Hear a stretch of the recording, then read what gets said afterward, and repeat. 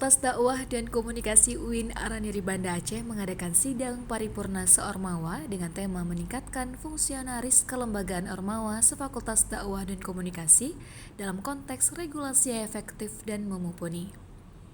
Pada hari Sabtu, 18 Februari 2023, bertempat di Aula Fakultas Dakwah dan Komunikasi. Acara ini turut dihadiri oleh Wakil Dekan 3, Ketua Dewan Eksekutif Mahasiswa, dan Ketua Senat Mahasiswa Fakultas Dakwah dan Komunikasi.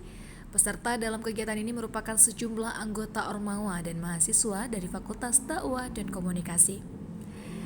Acara ini diawali dengan pembacaan ayat suci Al-Quran oleh Fandi serta dilanjutkan dengan menyanyikan lagu kebangsaan Indonesia. Ketua Panitia Gunawan, beliau menyampaikan beberapa harapan dan tujuan terlaksananya sidang paripurna Ormawa ini. Ketua SEMA Universitas UIN Araniri juga turut memberikan sepatah dua patah kata tentang pelaksanaan sidang paripurna ini. Ketua SEMA Fakultas Dakwah dan Komunikasi juga turut memberikan sepatah dua patah kata tentang pelaksanaan sidang paripurna. Acara ini juga dipimpin oleh Wakil Dekan 3 Fakultas Dakwah dan Komunikasi, Dr. Sabirin MSI.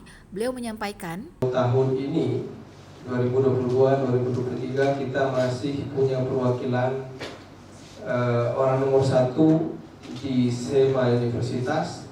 Apakah untuk selanjutnya akan ada generasi penerus atau tidak, ini masih menjadi pertanyaan besar. Kepada Pak Ketua Senat Mahasiswa SEMA, apa sebenarnya tujuan dari adanya acara ini? Jadi dengan tujuan daripada acara ini yaitu melaksanakan sidang paripurna ini untuk menghasilkan regulasi yang sesuai dengan kebutuhan yang ada dan sesuai dengan pedoman organisasi mahasiswa dan Islam Araniri dan Aceh yang patokannya dan kedepannya kepada komunitas dan juga secara general pada umumnya. Dan kemudian juga bisa kita lahirkan fungsionalitas ataupun fungsionalis atau keorganisasian Ormawa se-FK Fakultas Dakwah dan Komunikasi.